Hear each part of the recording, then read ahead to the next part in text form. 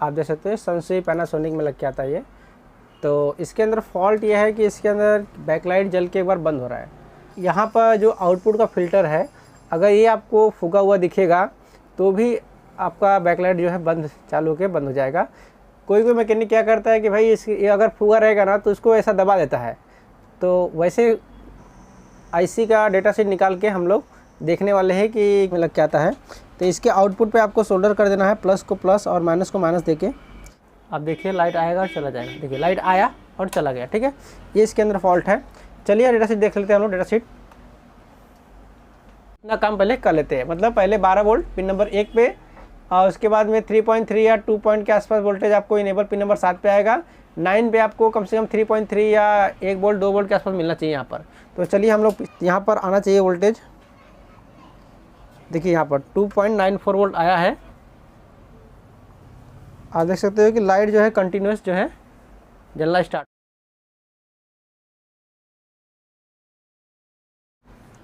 नमस्कार दोस्तों, मैं अरुण कुमार मौर्य। आज हमारे पास एक सनसुई का बोर्ड आया हुआ है। आप देख सकते हैं सनसुई पैनासोनिक में लग के आता है ये। तो इसके अंदर फॉल्ट ये है कि इसके अंदर बैकलाइट जल के एक बार बंद हो रहा है। अगर इस बोर्ड के अंदर ज़्यादातर सॉफ्टवेयर का दिक्कत आता है, लोगो हैंग आता है, लेकिन इस बार इसमें अंदर फॉल्ट यह है कि ये बैकलाइट जो है इसका जल के बंद होता है। तो बैकलाइट जल के बंद होता है तो हमको सबसे पहले एक बार तो बैकलाइट का देख लेना है कि भाई दूसरा बैकलाइट डाल के कि कहीं बैकलाइट कोई लाइट जो एलईडी है वो बिक तो नहीं पड़ गया है।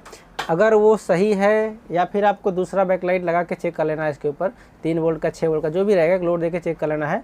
अगर प्रॉपर ले रहा है तो ठीक है, नहीं ले रहा है तो उसका जो है बैकलाइट आपका जो है ख़राब रहेगा, ऐसा मानना है, ठीक है। दूसरी बात यह है कि अगर यहाँ पर जो आउटपुट का फ़िल्टर है, अगर ये आपको फूका हुआ दिखेगा तो भी आपका बैकलाइट जो है चालू होकर बंद हो जाएगा। कोई मैकेनिक क्या करता है कि भाई ये अगर फूका रहेगा ना तो उसको ऐसा दबा देता है। तो वैसे फ्रॉड से बचने के लिए आपको ऊपर से एक फ़िल्टर मार के साथ देख लेना है। यहाँ पर से एक ऊपर से फ़िल्टर मार के आपको देख लेना है, ताकि ये ऐसा ना हो कि दबा दिया रहे, आपको ऐसा लगे ख़राब नहीं है, सही है। तो फूकने के बाद भी ऐसा होता है और कुछ फॉल्ट रहेगा तो भी ऐसा होता है। तो चलिए हम लोग देख लेते हैं बारी बारी से। तो सबसे पहले हम लोग इसका डेटा सेट निकालेंगे। डेटा सेट निकालने के बाद में जो यहाँ पर आईसी इसका लगा हुआ है, आईसी जो यहाँ पर है, आईसी का डेटा सेट निकाल के हम लोग देखने वाले हैं कि क्या कौन सा पिन क्या काम करता है। उसके बाद ही हम आगे बढ़ेंगे। ओके, तो चलिए आपको डेटा शीट देखने पहले हम लोग पहले फॉल्ट को कंफर्म कर लेते हैं कि फॉल्ट किस तरह से आ रहा है। तो इसके लिए मैं एक बैकलाइट इसके ऊपर सोल्डर कर देता हूँ। एक 3 वोल्ट का बैकलाइट है, 2 पट्टी है, 2 पट्टी इसमें लग के आता है। तो इसके आउटपुट पे आपको सोल्डर कर देना है, प्लस को प्लस और माइनस को माइनस देके, प्लस को प्लस और माइनस को माइनस देके आपको इसके ऊपर सोल्डर कर देना है। उसके बाद में आपको पावर केबल लगा के, पावर कोड लगा के आपको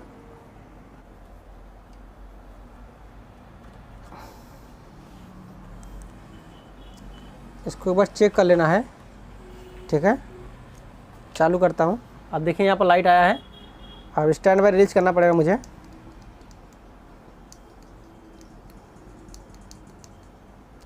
अब यहाँ पर देखिए लाइट आया और चला गया, ठीक है। एक बार लाइट आपको चालू हुआ, फिर से वो बंद हो गया। फिर से एक बार ट्राई करते हैं।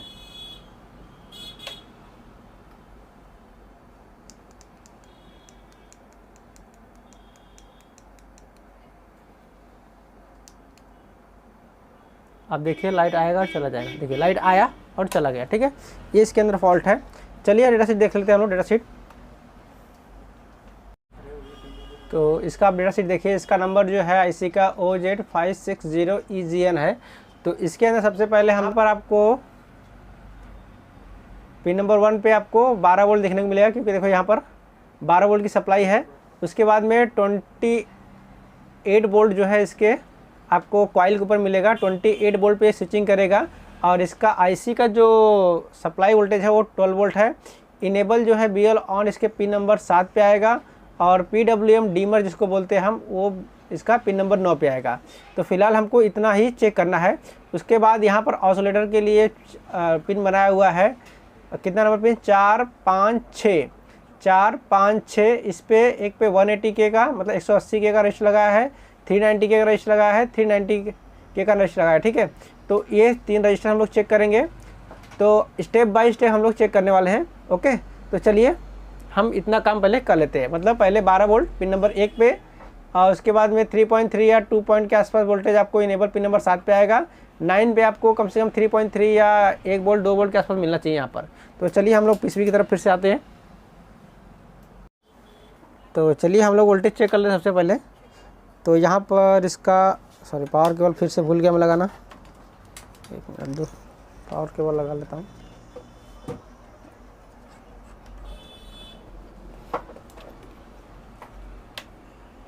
पावर केबल में लगा दिया हूँ। इसके बाद अभी देखिए हम लोग पिन नंबर 1 पे चेक कर लेते हैं कि 12 वोल्ट है क्या।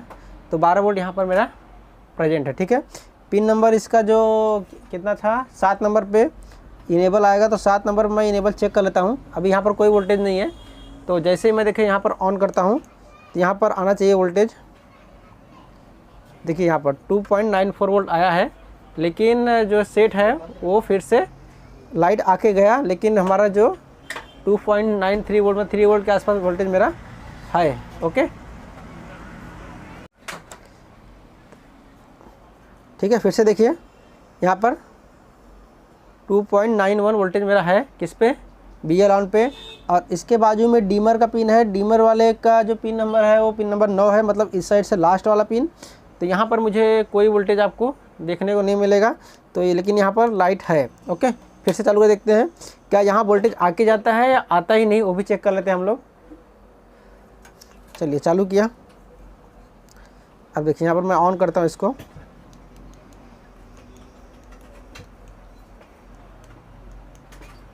तो यहाँ पर देखते हैं वोल्टेज आके जाता है, लेकिन यहाँ पर कोई वोल्टेज नहीं आया। ओके, अच्छा यहाँ पर देखते हैं कि क्या हमारा 28 वोल्ट प्रॉपर तरीके से है। तो यहाँ पर 28 वोल्ट मेरा प्रॉपर तरीके से है, ठीक है। अच्छा, ये भी हम चेक करते हैं कि क्या स्टैंड बाय जब चालू करते हैं तो क्या 12 वोल्ट हमारा कम पड़ जाता है या नहीं कर पता। तो देखते हैं कि क्या 12 वोल्ट भी हमारा कम होता है कि नहीं। अब मैं सेट को ऑन करता हूँ और चालू करता हूँ। देखिए यहाँ 12 वोल्ट अभी कांस्टेंट बना हुआ है, बराबर। अब देखता हूँ चालू करके। अब देखिए यहाँ पर मीटर पे ध्यान दीजिए, यहाँ पर कोई भी चेंजेस नहीं होता, मतलब वो वोल्टेज एज इट इज़ बना रहता है 11.9 वोल्ट। ओके, तो चलिए अब हम लोग क्या करते हैं कि अब इसका जो BL ऑन है और डीमर, BL ऑन और डीमर को पिन को शॉर्ट करते हैं, क्योंकि वहाँ पर कुछ ना कुछ वोल्टेज रहना चाहिए, लेकिन वो है नहीं, ठीक है। पहले सेट को मैं ऑन करता हूँ। देखिए लाइट आ गया यहाँ पर। अब यहाँ पर मैं, अब बैकलाइट भी देखते रहिएगा, ऑन होएगा तो ठीक है, नहीं तो फिर देखेंगे। अब चलिए मैं इसको शॉर्ट करता हूँ। चलिए अभी शॉर्ट कर दिया हूँ मैं। अब देखते हैं क्या होता है। आप देख सकते हो कि लाइट जो है कंटिन्यूस जो है जलना स्टार्ट हो गया है, ठीक है। तो यहाँ पर मैं एक आयरन से BL और डीमर का पिन शॉर्ट करके रखता हूँ, क्योंकि डीमर पे भी कुछ ना कुछ वोल्टेज रहना चाहिए। अब जब आप इन्वर्सल लगाओगे तो वहाँ पर डीमर की ज़रूरत नहीं पड़ता है, क्योंकि वो ओरिजिनल बोर्ड है ना। तो ओरिजिनल बोर्ड में आपको डीमर पे कुछ ना कुछ वोल्टेज आपको रहना ही चाहिए, नहीं तो वो क्या प्रोटेक्शन में चला जाता है। ओके, चलिए अभी इसको हम लोग थोड़ा अंदर से जगह पे है, यही दिक्कत है।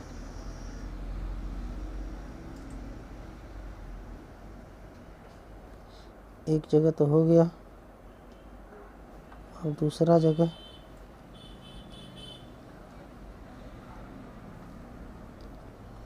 चलो यहाँ पर भी हो गया। ओके, मैंने दोनों को शॉर्ट कर दिया, बराबर, दोनों को शॉर्ट कर दिया। चलिए अब चालू करके देखते हैं क्या कंडीशन है।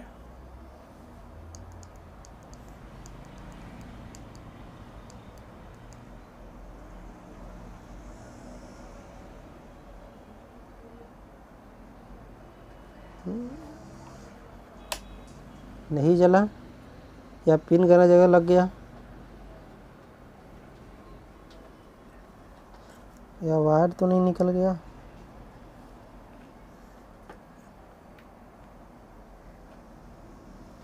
फिर से एक बार निकालता हूँ जंपर।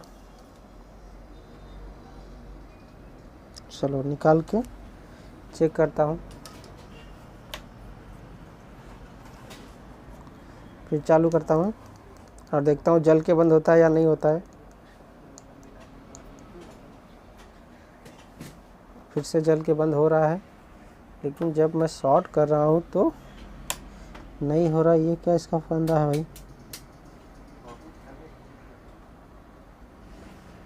ये यहाँ से यहाँ पर ना। चलो फिर से एक बार ट्राई करता हूँ।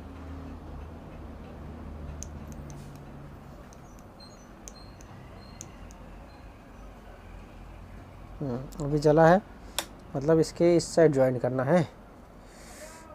उस साइड रजिस्टर के उस साइड ज्वाइन कर रहा हूँ तो हो सकता है वोल्टेज कम पड़ जा रहा है। तो पहले एक बार यहाँ पर शॉर्ट कर देता हूँ और रजिस्टर के इस साइड ज्वाइन करता हूँ। ठीक है,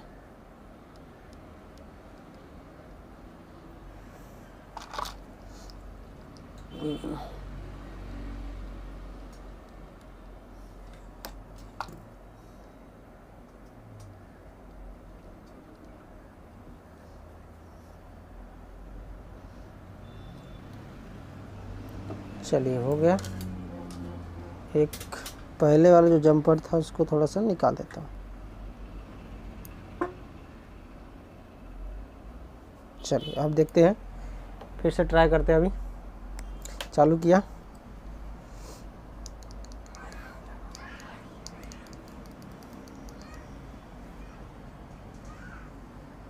चालू हो भाई। ये अभी ये कंटिन्यूस अब जलने लगा है। ओके, तो आपको मैं जंपर दिखाता हूँ। जंपर कहाँ पर मारे हम लोग ने, थोड़ा सा मुझे बचा के ही रखना है। अब देखिए, आप देख सकते हो जंपर, चिमटी से आपको दिखाता हूँ जंपर।